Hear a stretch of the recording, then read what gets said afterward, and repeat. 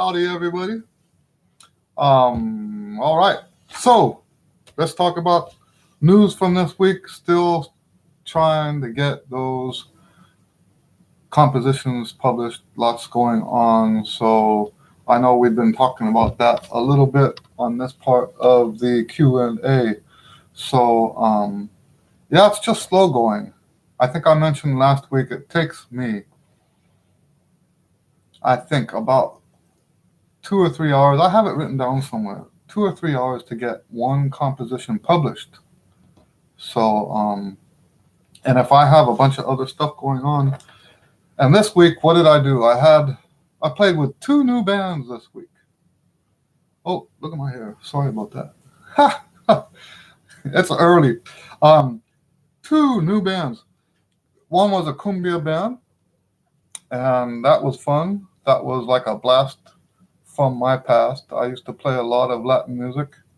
All through the 90s, most of what I've made my money from was uh, cumbia, salsa, stuff like that.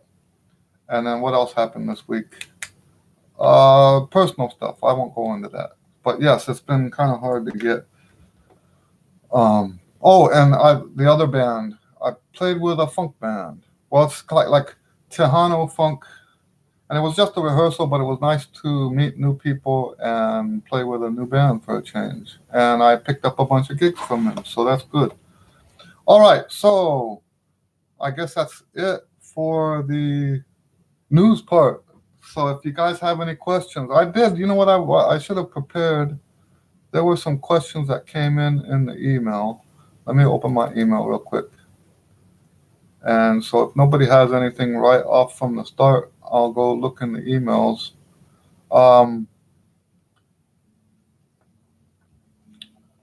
So this is the first time that we sort of advertised this Q&A session to people who have already contacted me about lessons. And I understand, and I want to make this clear, I will never hold it against anybody that decides no, they can't take lessons, because there's a bunch of reasons why, legitimate reasons, why somebody would not take lessons. And, and that's part of why we're doing this now. The Q&A session is so that people who, whether it's too far, the timing is not convenient, or the money is not, we do charge a little more than what some other people charge. I don't think the prices that we charge are high. I won't go that far. But you can buy cheap lessons someplace else, right? So we're not cheap, let's put it that way. And so yes, I would never hold that against anybody. Okay, we got our first question. I've changed my mouthpiece placement and it's going pretty bad. Can you give me tips on how to properly go through the mouthpiece placement process? Well, I'm a real big fan of the mouthpiece placement exercise, and that's when you make a buzz and place the mouthpiece on the buzz. Now, it's kind of weird for me right now because I have long mustache hairs.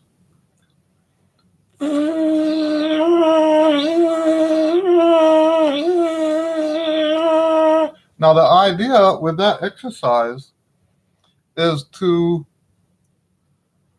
place the mouthpiece on the lips and not have, because you'll know you're not doing it right if you go, you do all this like adjustment, right? So let me ask you a question. Why are you changing your mouthpiece placement? And I might be able to help you more with that if I knew more about the reason why you were trying to accomplish that. Now, one thing I will also say, and I know this is controversial, I don't care, right? I know it's controversial, but I think if you strengthen the lips with, let me rephrase that, not strengthen, if you fashion your embouchure based on a lip buzz embouchure. So I'll try to open this up so you can see. If you can get that, a lot of people will say that you should say the letter M, right? M. But if there's so many different ways you can say the letter M, okay? I just don't agree with that. I think if you can make a buzz, your lips are in the right position. There was a teacher that told you your current mouth placement was wrong and should fix it over the summer. Okay. Okay, I have another question for you. What was wrong about it? Was it too low, or was it off to the left or to the right? Because those are two entirely different things. Okay? If it's too low, then I can help you with that. If it's off to the right or to the left, that's something I don't think you should fix. It was off to the left side, then I believe you should leave it alone. Don't mess with it. Hello, how you doing, Richard?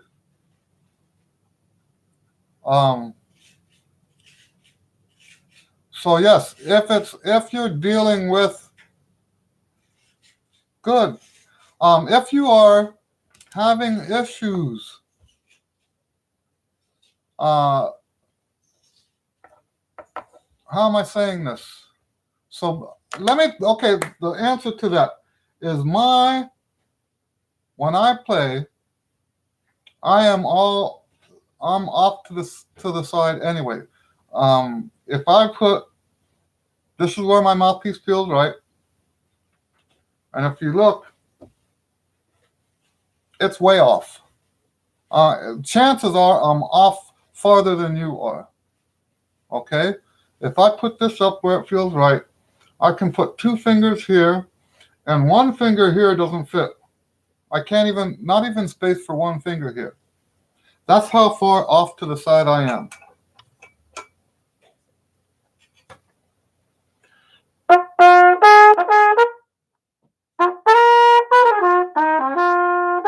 You see that?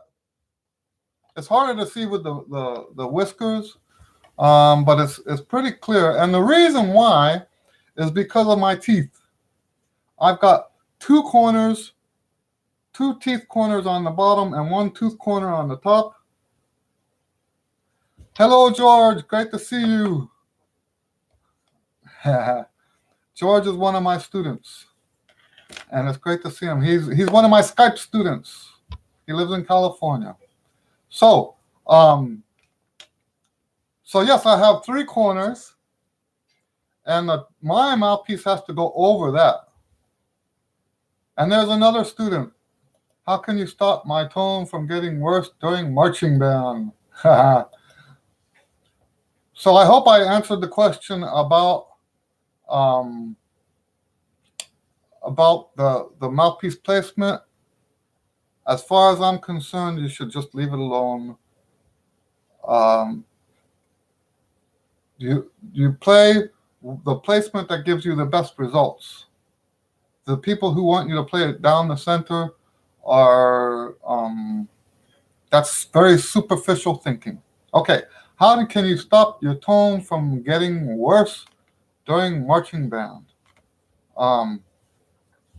So I would first say, don't play as loud as you think they want you to play. Oh, there's Dominica too. All my students are showing up. Yay!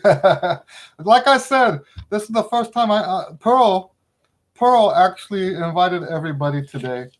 So that's very nice to see you guys on here. I've got several students on here today. Okay. So howdy, Dominica. And Abby asks, that's Abby who asked about marching band. So I would say don't play as loud as they say as you think they're saying for you to play. Okay? Don't play as loud, because here's what and this is just from my experience playing in marching band. They keep screaming louder, louder, louder. And That's really meant, and this my band director told me this. He's talking about the people at the bottom of the section who aren't playing loud enough, and he had to actually come to me and say, he said, "Don't take what I'm saying personally," because he's talking to the section. Okay, he's not talking to me, because I'm one of those guys. If you tell me to do it, I'm going to do as much as I can. And it really, so the playing loud part is the part that's the worst of it. Okay, now there are other things about tone and marching band, and that's fatigue, because you're doing a lot of it, right? So during marching band, every moment that you have, you want to get the instrument off your lips, and that doesn't necessarily mean all the way off so that the people up there can see you. Okay, sometimes it just means taking it off that much. Nobody's up there is going to see that it's not on my lips, right? But I'm actually taking it off of the lips. And so even if you have 3 beats of rest, you should take the instrument, take the pressure off of the lips for that 3 beats of rest. Okay, and then there's one more thing I can say about that too. Okay, and that's the angle of the instrument. Now in Abby's case, so this doesn't apply directly to you, Abby, but since the question is here, so a lot of people are natural down players, right? So like for me, to get the horn up, I had to arch my back, because if I tried to play like that, the sound wouldn't come out. It would pinch the top lip, and that's what we're trying to avoid. We don't want to have unequal pressure on the top to the bottom. Okay, if you have unequal pressure, then you're going to get pinched, and the pinching creates swelling, and it's the swelling. Oh, let's say that. Let's clarify that too. It's the swelling that gives you a bad sound.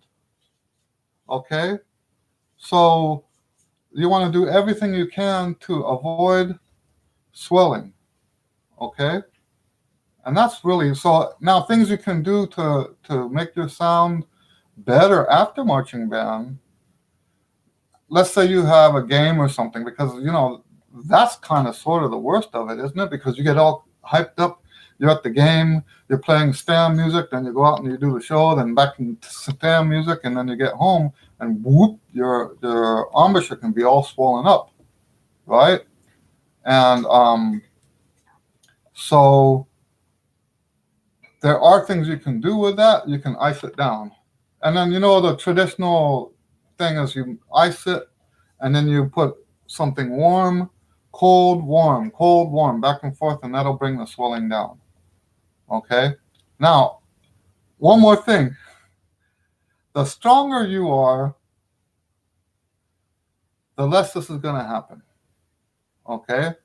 The stronger you are physically, the less this is going to happen. Okay? So one thing you can do is also increase your strength. And with increased strength comes increased endurance and increased range. Okay. Which trumpet model do you like most? Well, which trumpet do I? This instrument, when I went to ITG last year, I tried this trumpet, and what was funny about it is I played it. It was the first thing I played, and I told the guy that was there, I said, "This guy has my name on it. This trumpet has my name on it." And it is a trumpet, by the way. It's not a cornet. It's a trumpet. But it was the first trumpet I had played at the convention. And then I thought, well, maybe this is because the trumpet I've been playing all this time just isn't very good.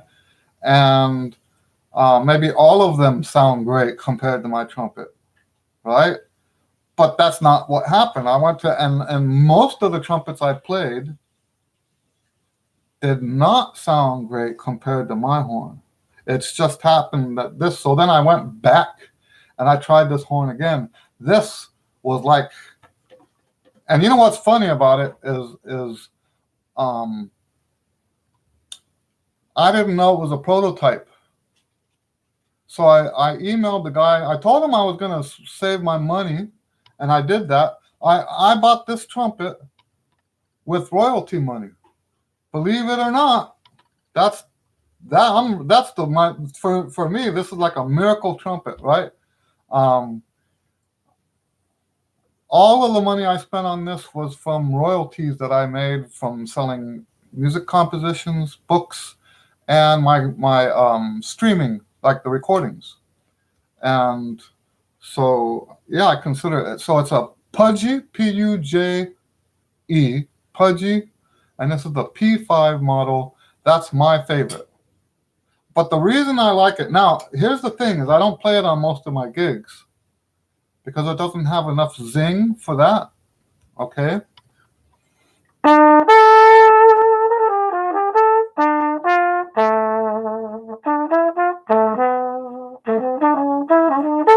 Okay, it's got that beautiful. You know what it's like?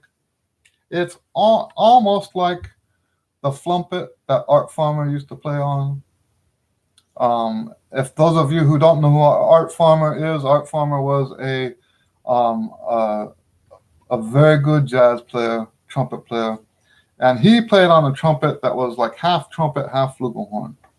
So, all right. So I hope that answers your question about the trumpet.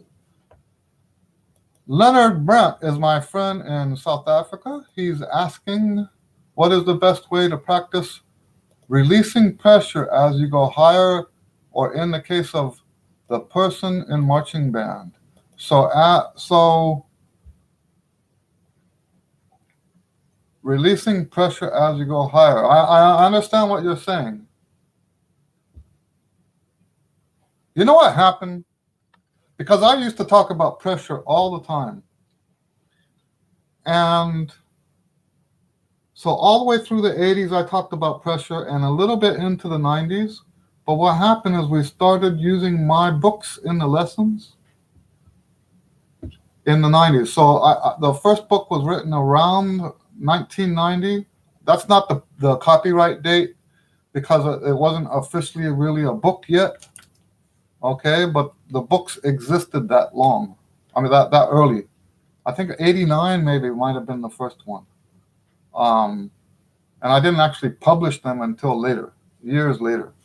But I was using them with my students. And it's amazing because once the students started practicing my daily routine book, all of the pressure issues went away. All of the pressure issues went away. And so I don't find myself talking about that as much now as I used to. And so if I wanted to pinpoint exactly where the pressure was, I mean where the what am I saying? Exactly what parts of the routine are helping with the pressure, I would have to say that it's the tonalization studies. I think the rest of it helps too, but I think the tonalization studies give you that what I call range familiarity, so that you're exploring tonally and with your ears, you're exploring those higher notes. And once you become more familiar with those notes, the effort to play them goes away. And that's part of the reason why this new video, and I'm hoping to make it today. I need to buy some paint brushes. I know that sounds funny. I'm using them as props so that you can see visually what I'm talking about. But once you get used to those higher notes, once you become more accustomed to those higher notes, that's when the pressure stuff goes away. And like I said, I'm going to talk in more detail about that. The video that I'm making today, I hope to publish it today. It depends on if I have enough time. Okay? But that's really if the familiarity thing. Now, the whole routine works that way. But the familiarity thing, I think, is the most important thing for the pressure. I think that's why my students don't use too much pressure, is because of the tonalization studies. I'm actually starting to think now that the tonalization studies are the most important thing in the routine. I think they're the most beneficial exercises in the routine, and I think even if you don't use the rest of my routine, if you just want to use the tonalization studies, now I have to clarify. Like if you buy the total tonalization book that only goes up to G, then that's not it. I mean, there are, and we took the old music store down, and I don't think we have the other ones up. If we get enough people email me to say I want that book, then I'll put those on the top of the priority list, so that and maybe I can get it up. But anyway, there's a tonalization book up to G. There's one up to B flat. There's one up to C. There's one up to the E above C, and there's one up to G above high C. So you would have, for this to work, for what I'm saying to work for you, you would have to do the tonalization studies that fit your range. Okay? And I think that's the key to not having, and how often would you have to do this to get the benefit? I think a minimum of 2 or 3 times a week. All right, so next question. George asks me, is it common when learning for one to go 3 steps forward and 2 steps back in terms of tone and scale expansion? Yes, I think it is common. And the reason why it's common is because we're going through that muscle building process, right? So if you remember what my strength formula is, I believe that the way we build strength is by becoming fatigued, by becoming tired, and then by becoming what do you call it? By resting. I'm sorry, resting. So you get tired, you rest. You get tired again, you rest. And the point of the resting, and this is days of rest, right? We have getting tired for one day, then you have days of resting. And it's not uncommon for, depending on how much of a jump you've made, it's not uncommon to sound bad for even 2 weeks. I think the higher you go up, so like if you're playing, if you're at my pro level, for example, that's the 5th level in my system. If you're at the trumpet pro level, and now you've switched to the trumpet master level, you can expect to have an inferior sound for at least 2 weeks. You can expect to have an inferior sound for 2 weeks. Okay, because for that time, you're dealing with a level of fatigue you've never experienced before. Okay? I hope that answers your question. It is extremely, what do you call it? You use the word common. It is extremely common. The next question from Richard. Can you learn jazz completely on your own with recordings? To answer that question, I will tell you that I've had only 2 private jazz lessons my whole life. 2 lessons, right? And the second of those lessons was very funny because he's a sax player, and I went in there and he gave me an exercise and he said, when you can play this, come back for another lesson. Well, it was such a hard exercise. I can play it now. It's basically C major scale up, then up a half step, D flat major scale down, then D major scale up.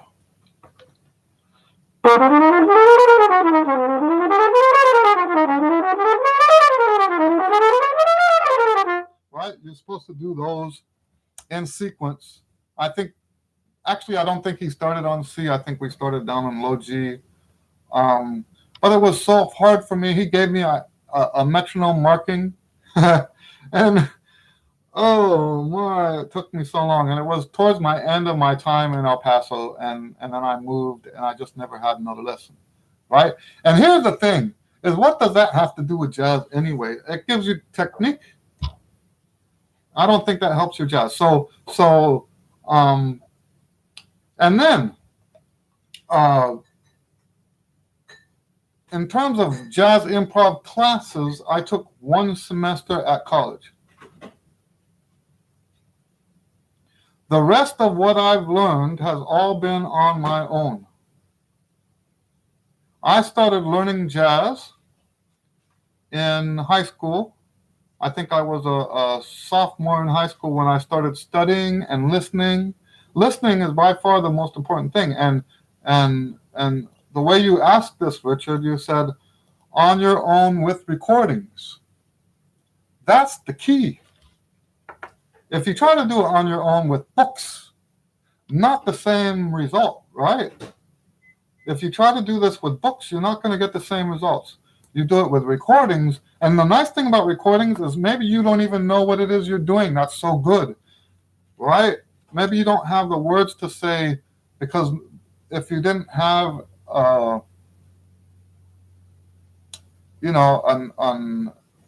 more theoretical approach, then you wouldn't have like the language to say, because they're always talking about the jazz theory, right? The tritone substitute and stuff like that. But you might be doing stuff that does all that and not even know it. That's the cool thing about approaching it that way. Yes, so the answer is yes. Now, can you do better? That's the question I would ask as a follow-up question to yours. Can you do better if you actually learn more of the theory? I think with the theory, you can speed up your results. I think you can, but I don't think it's 100% necessary. And it really does come down to what kind of musical personality you are, right? So, yeah, I hope that answers your question. What is your favorite improvisation method? Well, I'll tell you what my method is, because at this point, at my age, my method is my favorite. I hope that doesn't sound too arrogant. So I divide so I'm going to say jazz improvisation because that is the hardest one, but that's not the only kind of improvisation. You're welcome, Richard. So I divide improvisation into 5 areas. And I have some videos on here about that. We want listening, and that's what I just said with Richard. We want to do our listening, make sure. And how much listening should it be? You should be listening to at least, I'm saying 5 hours a week, maybe 10 hours a week. It depends on how serious you are. And I'm saying not specifically, not specifically, but to all the students, not to you, Dominica. I know. So it's, as you get older, you want to do more. So at your age, I wouldn't expect that much listening, but you should be doing some listening, okay? And then after language, we have technique. That's the scales and the arpeggios. And, a lot of times my students start off as just generic students, right? So right now, Dominica, you are a generic student. We're not necessarily jazz or classical. We're just learning how to play the trumpet. But a lot of the stuff that we're learning on the trumpet is like the scales and the arpeggios. Those are things that you use in jazz anyway.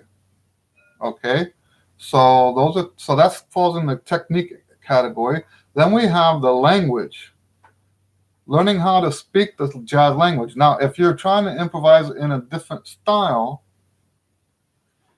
you wouldn't learn jazz language. You would just learn whatever style language and that's something I've discovered over the last several years, is that all idioms have their own language. And then I have, after that, learning songs. And then here's another thing. So in my younger students' lessons, and so Domenica already knows this, we already do this fifth category in their lessons.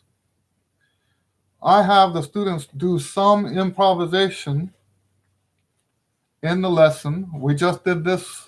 So Domenica had her lesson this week. We ended the lesson with improvisation, right?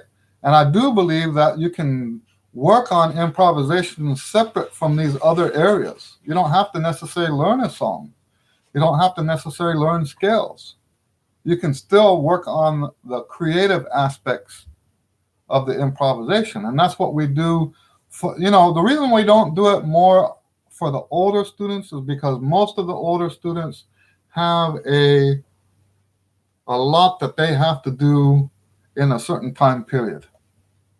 Okay, so like high school students right now striving to make all-state, right? If you're trying to make all-state, then you're on a timeline, and we don't have that luxury of improving in your lesson. I hope that makes sense. So that's my method, is I break it down into those areas, and a lot of times the students don't even know they're actually doing that stuff already. So yeah. All right. Next question. How do you improve your endurance when playing in the upper register? Well, that goes back to what I said earlier. I really believe that the tonalization studies are the best thing. So, and once again, I'm going to stress this video that I'm going to try to publish today.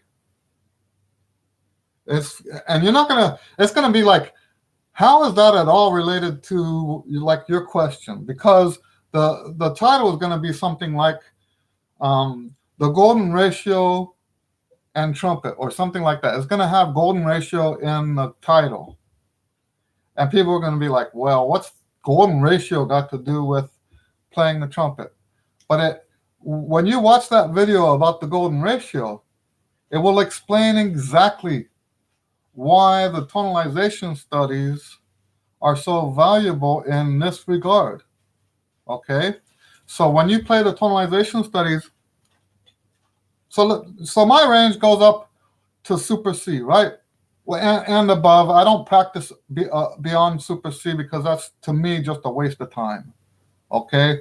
But let's say I'm doing tonalization studies up to super C.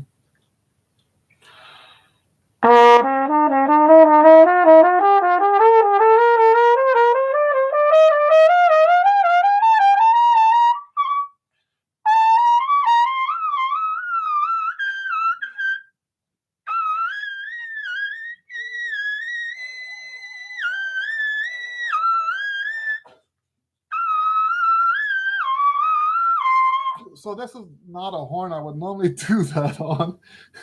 Anyway, so I'm playing up there. So how many tonalization studies are there? There's 20 of those. 20 tonalization studies. You know what? Let me get out my other trumpet so you can hear what that really sounds like. I just did that on a mouthpiece that's very deep, and the horn is huge. Let me get my other trumpet.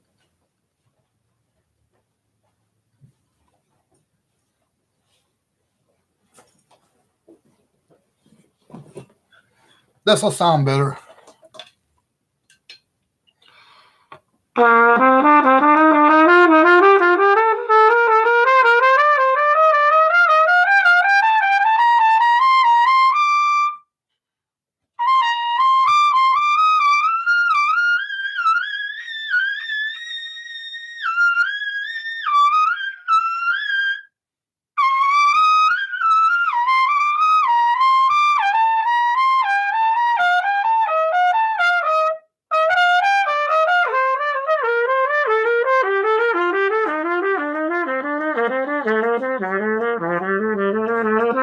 Now, that's about the worst that's ever sounded. Sorry about that. Imagine doing that 20 times in one practice session, and that's not even the whole practice session. Okay? So what's happening up there is you're becoming more familiar with the lip position, the tongue position, all the physical aspects that go into playing those higher notes. You become more familiar and therefore more comfortable. There's no wasted effort. I noticed in the video that I was turning red. I don't normally turn red when I do that, because it really is more comfortable. I don't know. I kind of feel weird this morning, but that's the thing. Is if you keep using those notes over and over and over again, you get used to them. And that's really, so let me look at the question again. How do you improve your endurance? The key to endurance is to not get tired in the first place, right? Okay, there is a thing that I do called the other side of endurance, where you learn how to play well even when you're tired. But that's not the question, right? So, but yes, that's how I do this. It's by taking, and by the way, we only do this once or twice a week. The rest of the week, you're supposed to be taking time off, okay? That's not an everyday thing. If you do what I just did every day, you're going to get worse, not better, okay? I want to make that clear. All right. George says he wants that book. Good. We'll get you set up with that. Okay. Juan asks, how could one improve in improvising? Okay, so I kind of gave you the outline earlier. So we have listening, technique. So you can improve your technique. You don't have to have the technique. It just makes it easier. Okay? But I do believe that you should, it depends on what you're talking about improvising in, and whichever of those 5 areas that you're weak in, those are the areas you should be working on. But you should be working on all of them. But if you're particularly weak, for example, on the improv part of it, which is an art all of itself, right? Then you should work on the improv part. I have on this channel free improvisation videos, and the way this works is I sit down in front of the video and I just play whatever is coming out. A lot of times I have to be careful about the way I say this because I don't want to give the wrong impression, right? A lot of times I'll be practicing before I do that, and the mood of what I was practicing might carry over into the recording, right?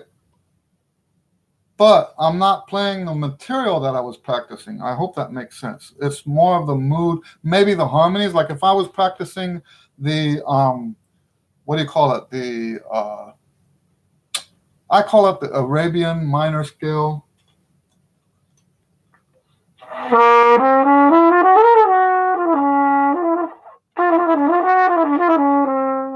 Right? I might take that mood and put it into my, I wouldn't necessarily play that scale. I've done that before, but I'm not saying that I will only do that. So the whole point of the free improv is to sit there and just let things just spill out of your mind, okay? So it really depends on what it is of those 5 areas. Which of those areas are you struggling with? And and each one of those has a different way of fixing that problem. Okay, next. Domenica asks, is there any physical training to help with the trumpet? Well, I do believe that the best physical training you can do is on the trumpet. But for those people that don't have, for example, when you travel and you can't take your trumpet, there's exercises you can do. Now, you specifically asked physically. I think the best thing you can do when you can't have your instrument is spend some time listening to trumpet players. That's the best thing. I have an adult student, who can't practice that much because of his job, but he travels a lot. And as a result, he says he gets about 20 hours of trumpet listening a week. And he actually makes more progress than students that practice 3, 4, 5 times as much as he does. Okay, I'm not saying he doesn't practice at all. He does practice. But he makes more progress in the amount of time that he does practice than people who practice a whole bunch more than he does. And it's because he does all that listening. Okay, he does a lot of listening. So I think that's more important than the physical stuff. But if you are trying to strengthen your lips, there are things you can do, like the ooey exercise. The ooey exercise goes from oo to e. Extreme, right? Extreme oo, extreme e. Ooh, e, right? You do that 500 times. That's a great exercise. And you know what? For those of you who deal with swelling in the lips, if you don't have a gig the next day, you can do the ooey exercise 500 times after a gig or whatever, and it will help flush that white blood cell stuff out so that you're not as swollen anymore. Okay? So there's the ooey exercise. There's I used to call this the monkey face, where you just squeeze the orbicularis oris till the muscle, the skin around the muscle turns white, and you just hold that until it just releases on its own. So yes, there are exercises. Some people will use the peat, and the peat is a very nice exercise. It can be overdone. I see Sam's question is coming up, and we've talked about that before. Okay, next. What do you consider a good listening session? Where do you pay most attention to? Okay, so there's two kinds of listening. There's active listening and there's passive listening. They are equally valuable. You try to spread your time between the two. Passive listening, you just put the recording on and you go about your business. Okay? I personally can't do things like reading or writing while I'm listening. Okay? I would have to turn it way down, and that, I guess that's good too. But when you're doing like stuff like chores or when you're driving and stuff like that, that's the best time to do passive listening. And I want to say this again. Passive listening is equally important to active listening. Now, the pinnacle of active listening is when you do transcriptions.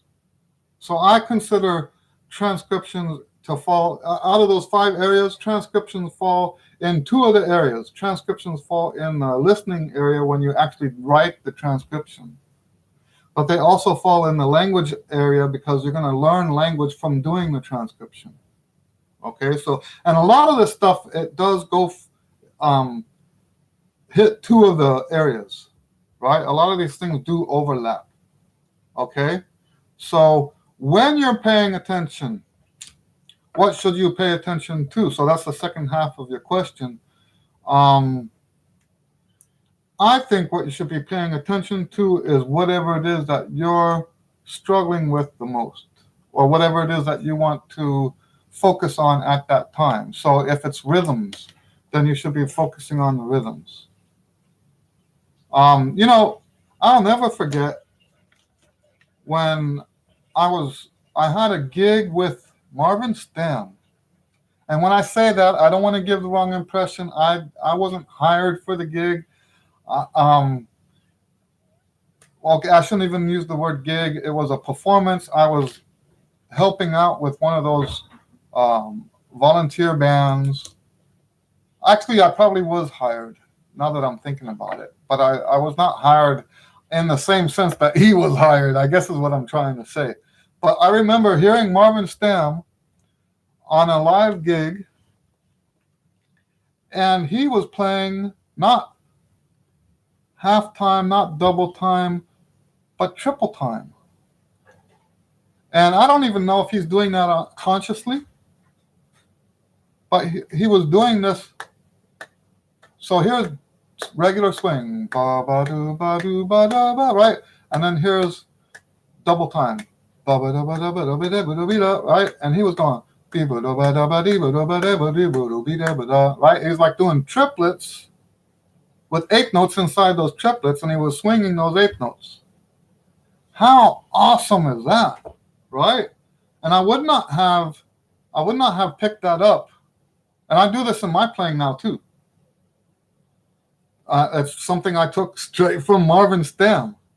And how awesome is that? I would not have picked that up if I hadn't been listening to his rhythms. If I had been just focused on the notes, I wouldn't have heard that. And I went through similar stages with other rhythms, like people who do more triplets in their playing, people who do more syncopation. And I remember one time doing a transcription of Freddie Hubbard, and out of all these eighth notes, he put downbeat quarter notes, right? And I'm just making this up, right? I'm like, well, I would have never thought of that, right? So the rhythms, I think, are just as important, and phrasing. So yeah, you can listen to any musical aspect you want and focus on that. I think it should align with whatever it is that you're trying to accomplish in your playing. Now, Sam has a question. How do long tone slurs contribute to building endurance and range? So, in my method, and I don't talk about other people's method. And hello, Sam. Thank you for coming. In my method, the long tones and slurs are part of a system of exercises, and it's the system that help do those things, not the exercises themselves. So I want to make that clear, because a lot of people can use my system and never have to actually use my books.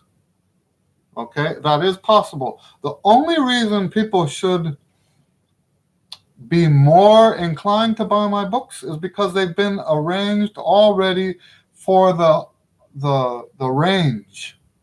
Okay, because I do believe that your rudiments should go up to the top of your range, but never any farther. And for you to fashion a routine like that out of materials that you just find on the internet or put together from books that you own already, it can be done. I did it. That's how the system came to be in the first place, because I did it. Right? It's possible. The work you would have to put into it to create those results is a lot of work. And I'm not saying you shouldn't do it. Of course, if someone doesn't want to use my books, because and there's legitimate reasons not to use my books, right? There's legitimate reasons. If you have a partial liking for other exercises, you can take those exercises and use my system. But anyway, so the long tones and the slurs have very specific purposes within that system. However, I don't think they do as much to help your endurance and range as the system itself does. So it's more like greater than the sum of its parts kind of thing, right? The system is greater than the sum of its parts. All right, I hope that answers your question, Sam.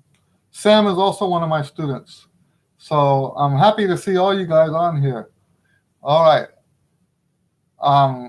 As chops go, mine are weak. Working on your routines 1 through 4 for 10 days now. Better to work on lower routines that are easier until more strength is achieved, or just take longer rests. I think you're right. Better to work on the lower stuff. Now, you know what the exception is to that? I have had students that were overly critical to the point where they were limiting themselves, so they were never getting that full workout. And I don't know what to tell you there to make sure that you're not doing that, because that's something I would kind of almost have to see myself. Okay. But I would say that there is this exception that if you have strength to play, let's say in this example, up to high C and do the routine, but you end up being completely exhausted afterwards. And if there, I guess I'm just saying there are some people that are just too concerned or too critical, or whatever the reason is, that they hold themselves back. But as a general answer to your question, I would agree with you. It is better to stay on the lower ones until the strength builds. The only reason I mentioned the other thing is because if you actually have the strength to do the higher ones without the rest, so I got your email. I haven't responded, I'm sorry. But, oh, there's Riley. Okay. Hello, Riley. So Riley is another one of my young students. Okay. And so what was I saying? Oh, yes, if you're taking really long rests. So let's quantify what exactly is justified as a really long rest. So let's say in order to play the pro routine, you have to spread it out. And I'm assuming you're on Chops Express. I don't remember what your email said. I think you said you were on Chops Express. Let's say you're taking a whole hour to do the pro routine. I think that's probably, it's probably better to do up to the apprentice routine at that point. I hope that makes sense. So if the rests that you're adding to get through the routine are making it take a whole hour, because the routine, when you get used to, I guess I lost you guys for a second now. If you're doing the routine correctly, you should be able to do it. If on the Chops Express, you should be able to do it in 15 minutes. Now, when you're first doing it, it takes a little time because some of the exercises you don't know how to play yet, and trying to work them out, it does take a little bit more time, but it really shouldn't take more than 15 to 20 minutes. So if you're stretching that out to take an hour, then yes, I would suggest bring it down to the fourth level. Now the times for the daily routine book would be a lot different from that, because that book, like group 3, which is the equivalent of the player level, can take over an hour. So if you stretch that out for 2 hours, I don't think that's a problem. I used to do that all the time. So I think it takes a little bit of discernment to be honest about all that. Okay.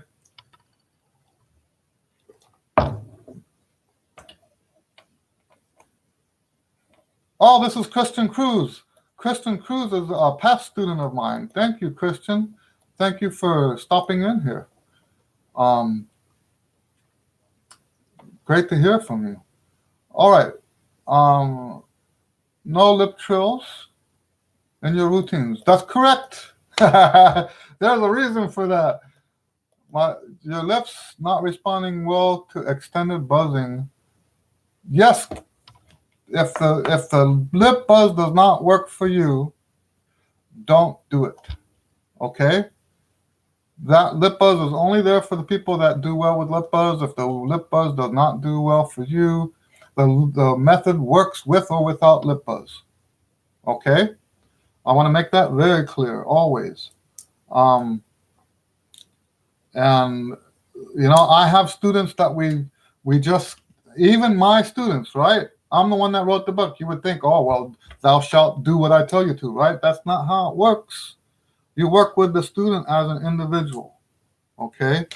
So If the lip buzz is causing negative effects, you don't do it. Now, if you think it's for I would say if it's causing negative effects, to not do it at all. I hope that makes sense. If you think it's just an endurance thing, that's different. Okay. I have a student that I just helped her go to the next level this 2-3 weeks ago, and the lip buzz, she said, was the hardest part. So it wore her out so much, and I understand. But and here's the thing: we don't do the lip buzz for strength. That doesn't mean it doesn't help your strength. Okay. So anyway, I want to make it clear though that you don't have to do the lip buzz. Now the lip trills.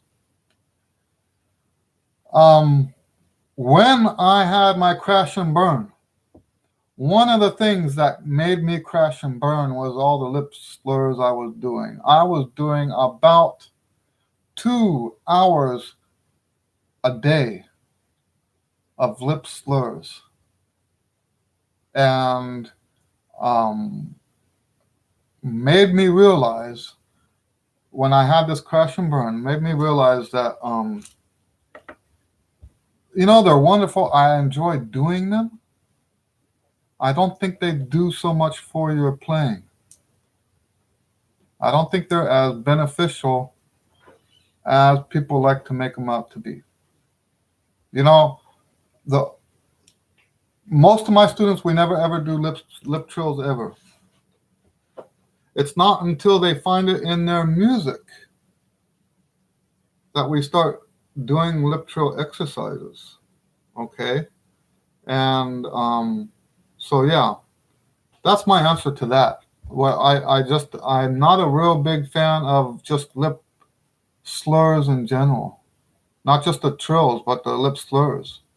And I know that they're very popular, and I know that a lot of people do that, but I've also heard many, many, many people that can go all this amazing lip trill stuff and lip slurs and all that stuff that can't really play their horn all that well.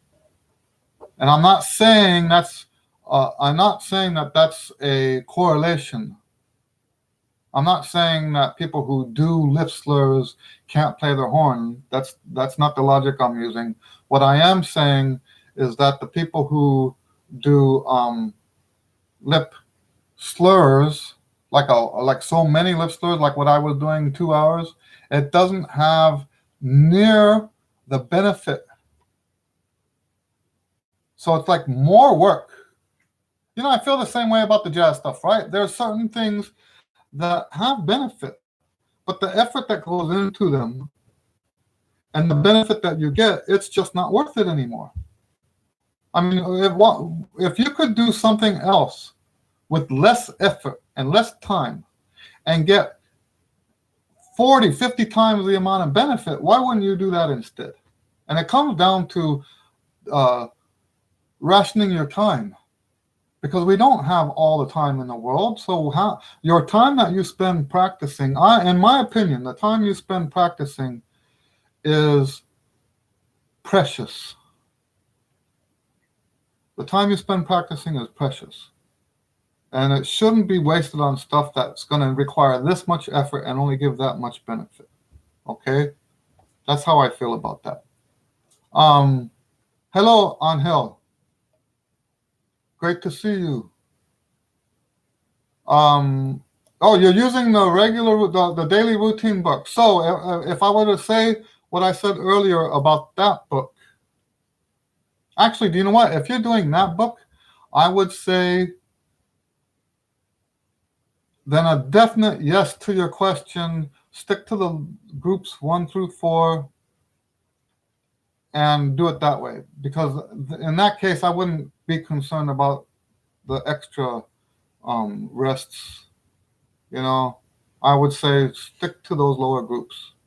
Okay, Leonard is asking, I saw with some of my students that it sometimes helps to sing the exercises like tonalization studies first, then do it on the trumpet in order to correct the airflow without the horn. I have to agree with that. I do that more with the music than I do with the exercises, but I have done this with the exercises before too, and primarily the the tonalization studies. So yes, I agree with that. George is asking, in a previous answer, it seemed like you implied that you use different size mouthpieces. Is that correct? And do you suggest students should do the same? So let me talk about my mouthpieces a little bit.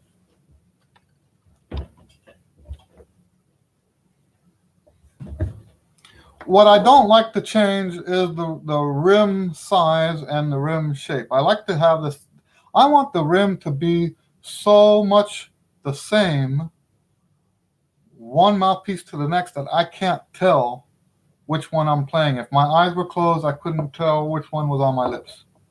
Okay, that's how similar I want them to be. Okay, and I have always, since 1990, I've always had three mouthpieces.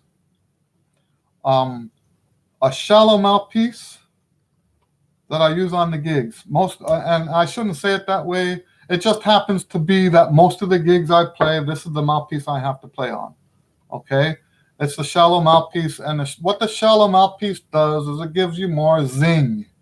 Okay, I can't play the shallow mouthpiece at home because it sounds awful. Okay, it doesn't sound good by itself. It only sounds good in a loud band. Okay, and it's that zing on the top of the note that makes it sound good like that. Okay, and that's because of the shallow mouthpiece, the shallow cup. Okay, this is so shallow. I'll let you see that. Okay, that's very shallow. Okay, then I have a like what would be the equivalent of a 1C. I'm not going to go get that. That's in my bag. I don't play that one as often as I would like because that's, when would I play the 1C? Now, it's not a 1C. It's a Shelky M1, which I like very much. But I would play that in a brass quintet. I would play that in a big band. I would even play it on the lead chair in a big band if it was a traditional dance band and not one of these loud, screaming, obnoxious bands that call themselves big bands. So, like, for example, there's a big band in town that only stopped playing, I guess, about 10 years ago. The leader's name was Edgar Lack, and very much in the traditional dance band style. And when I played lead with that band, I would use the 1C equivalent mouthpiece. And that was the correct sound for that gig. But when I play with, like, say, I won't name names because it sounds like I'm talking bad about them, and I'm not talking bad about them, but people take things the wrong way anyway. When I play with a more obnoxious band, then I have to use this mouthpiece just to get that zing so that it can project over the top of the band. Now, the third mouthpiece I play on this is the one I play all the time at home. Okay, and it's very deep. It's got a deep V cup. This is a Shelky F1. I got this after trying one of my students' mouthpiece. He had an F2. Now, this student was the father of one of my previous students. And after his sons graduated and went off to college, he said he wanted to take lessons. So I taught him for a while. And he came in with the Shelky F2. I said he sounded beautiful. And he told me about the mouthpiece. I tried it and fell in love with it. This is the same mouthpiece, but with the slightly bigger slightly bigger rim. Now I have to, when I talk about mouthpieces, I have to clarify that the reason I play such huge equipment is because of these 3 corners. I have to get around all 3 corners or I will bleed, right? And we don't like blood in our trumpet, right? Okay, so I'm sorry, I keep bumping the desk. So, so yeah, it's very important, I think, to have the right mouthpiece for the right gig. Now, when would I play this on a gig? The first gig I played this on, it was a trumpet and horn duet. And that makes sense, right? So to me, I don't do shallow and deep according to the style. It's not a style thing. It's a volume thing. The louder the band is, the more shallow you need the mouthpiece to be. The more quiet the band is, and when I say you, I shouldn't have said you. The louder the band is, the more shallow I need it to be. The softer the band is, the more deep I need it to be. Okay? If I'm playing in a... Okay, you know what? I said I would use the M1 on a brass quintet, but the last brass quintet gig I played was a soft brass quintet gig. So I used this mouthpiece.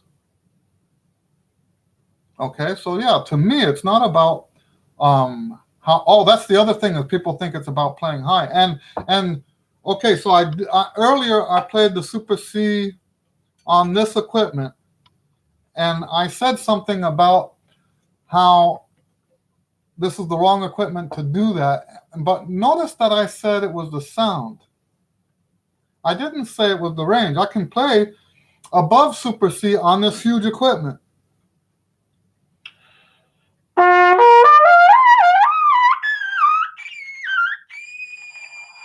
That's the E above Super C. I can do it at will. Okay. Sometimes I play the G above Super C on this equipment.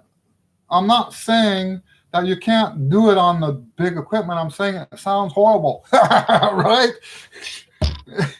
I hope that makes sense.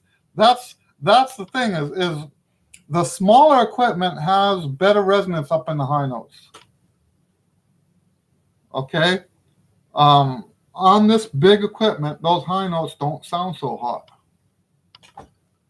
You can get them, but it just doesn't sound good. All right. Leonard says, I'm finally able to tune into the stream. I have a question as a young professional musician. Oh, that's not Leonard. Sorry. I only looked at the first letter and thought it was Leonard. Oh, I saw LB. Loaded bass. Okay. I'm finally able to tune in the live stream. I have a question as a young professional musician. I've been looking for some ways to improve sight reading in a progressive manner. Your ideas are always super great. Thank you. I'm looking for a way to tackle this because it's becoming an issue, especially in final rounds of auditions for me. Okay. First thing I say about sight reading is that sight reading is not what we think it is. Okay?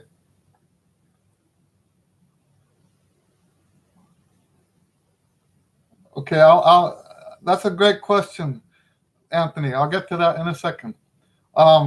Sight reading is never what we think it is. So if you've been watching my videos, you know that I have been saying over and over again, you cannot separate the music from the people. The culture and the music are one. Bye, Domenica. See you on Thursday. The culture and the music are one thing. The music is part of the culture. Okay? You cannot separate music from the people. And what I mean by that is, so for example, rhythms. the rhythms of the music are not just arbitrarily quarter notes, eighth notes, stuff like that. Okay? I think the mistake we make with sight reading is that we see it only mechanically. You know, I told you guys at the beginning of this that I went and had a rehearsal with a band that I never played with before. And also the gig I played on Saturday night last week was my first time with that band. They were both of them charts I've never seen. Okay? And both of them complimented me, and I'm not bragging, I'm just saying, both of them complimented me on being able to play it, the music, pretty much right. This would be the right word. So it looks like my connection keeps going in and out. I'll have to go back and look at this video. I don't know what's happening here. If it gives me that sign, I don't know if it's recording what I'm saying. I hope a lot of that didn't just get cut off, okay? I apologize. I don't know what's going on there. This is the first time we've had outages on the internet. Okay. So, I mean for the question and answer sessions. So that's the first question. The first thing I would say is that rhythm. So when I go to and I play with a cumbia band, that's what I had on Saturday night. When I play with a cumbia band, I can read that stuff down because I know cumbias. That sounds funny coming from a white guy, right? I know cumbias. I love cumbias. And this was specifically tropical cumbias. And because I've spent time listening to that music, even when it's a chart I've never seen before in my life and a song I've never heard before in my life, I know the style, I know what to expect. And when I see the chart, I can filter it through that experience. And the same thing is true for the Thursday night thing I did, which was more of it was like slash part Tejano, part funk, right? And in that case, I did know a lot of the tunes, having listened to them and stuff like that. But it wasn't written the same way. So I really believe that part of it is a big part, and I think as academic musicians we dismiss that. We dismiss the cultural side of sight reading, because I can tell you what, you can be a perfect sight reader in this genre, and we take you out of that genre and put you in a different genre, your sight reading will be almost none. You'll be down to nothing. Okay? So that's the first thing I like to say about the sight reading. The second thing is we live in a time today when we're blessed to have all kinds of recordings and play-alongs and stuff like that. So what I've been doing, let me show you what I've been doing.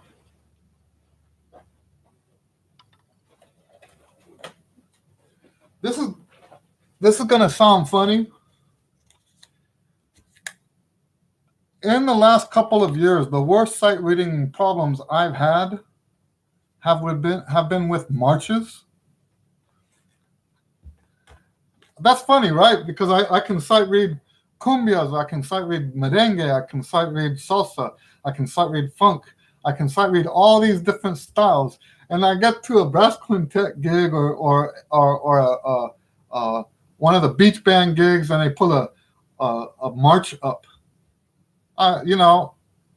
Marches. High school kids do marches, and I was falling on my face all over the place, missing the marches. And that supports what I was saying earlier, right? I've listened to all this other music. I've studied all this other music. I haven't really studied a lot of marches. So what did I do about it? This is a book of march music melodies. You can see that. And what I do, and it's just Xerox copies of the first trumpet parts of a bunch of marches.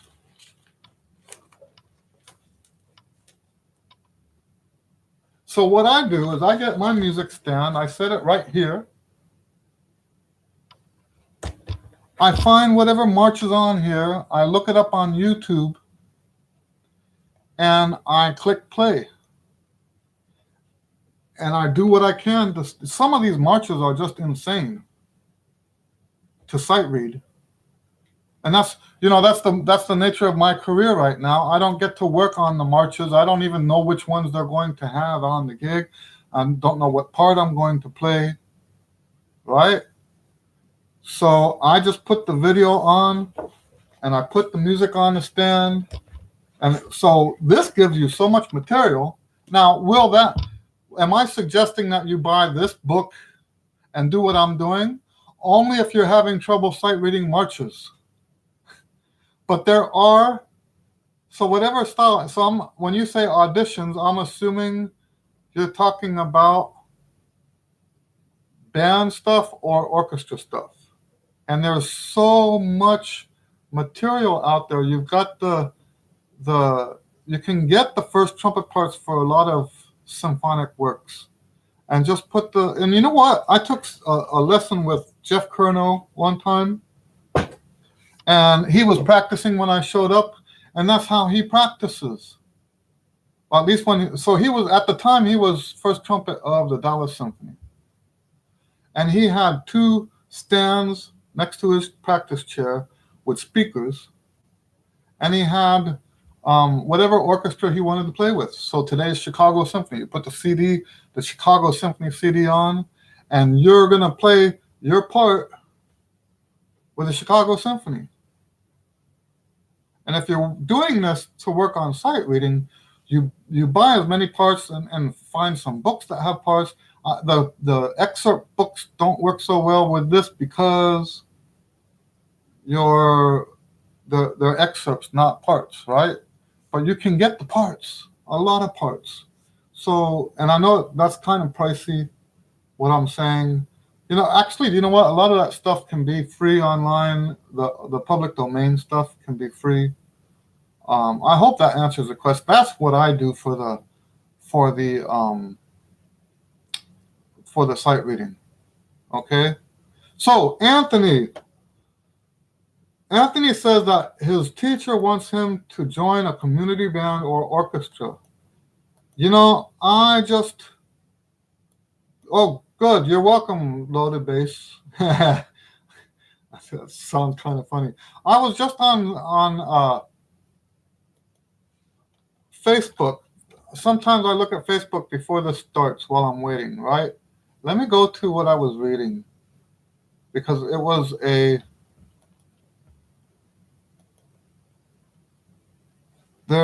let me look this up, because it applies to you perfectly.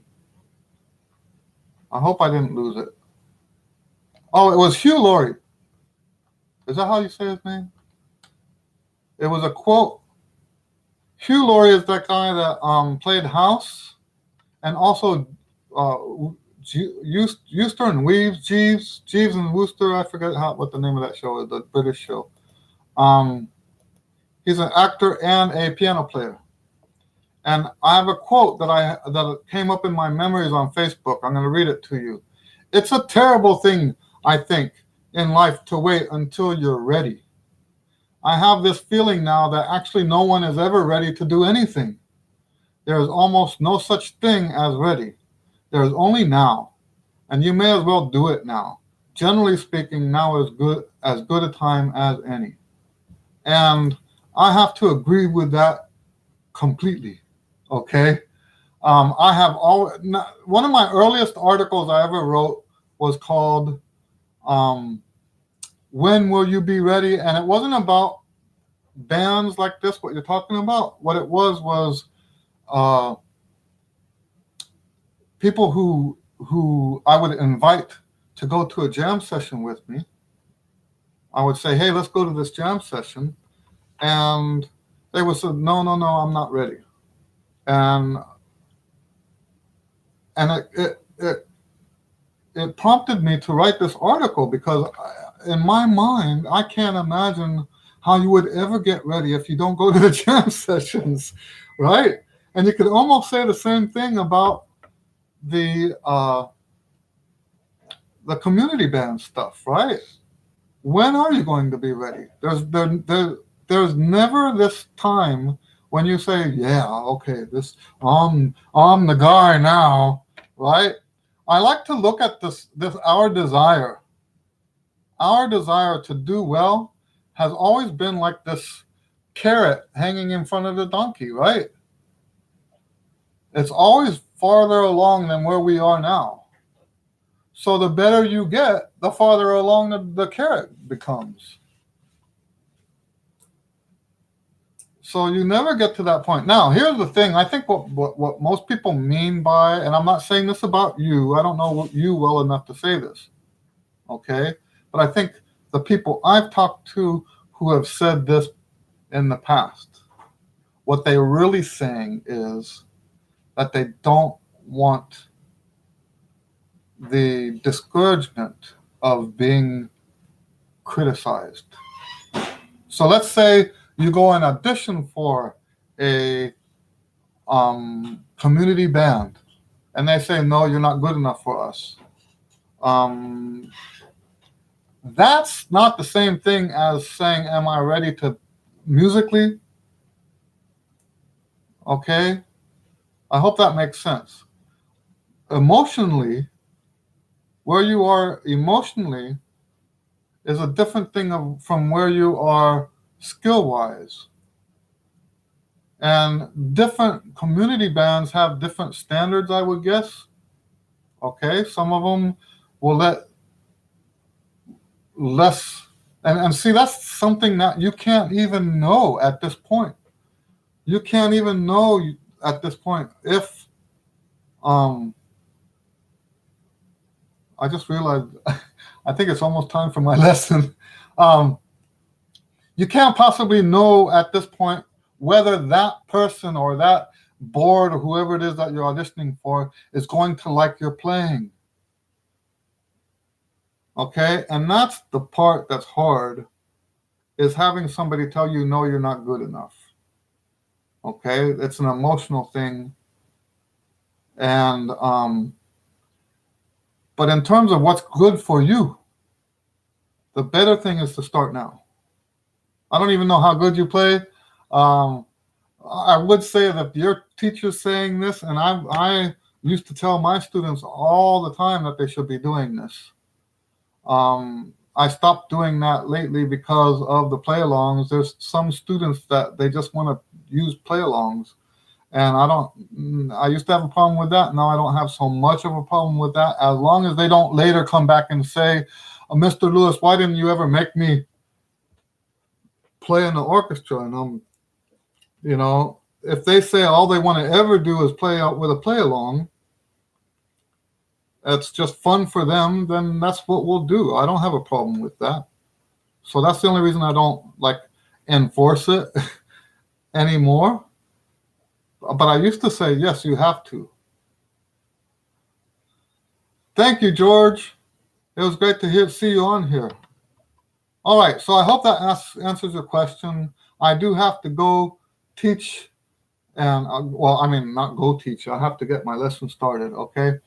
Thank you, everybody. This was the best one yet. So thank you, guys. I will see you guys next week, as far as I know. Something I forgot to say. We are going to have a newsletter so that I can keep you guys in touch with when we're doing this, when we're not doing this. Right now, it's every week, but if I have a late Friday night gig, I won't do it. And if I have a daytime gig on Saturday, won't be doing it. So there are exceptions, but usually we'll be doing this. Okay. Anyway, God bless you guys. Thank you for coming out and hanging out with me, and we'll see you guys next time. Oh, see ya, Aaron. Oh, see you, Riley. I'm sorry. See you, Riley. Bye. Oh, I can't find the button. Where's the button? End stream. There it is.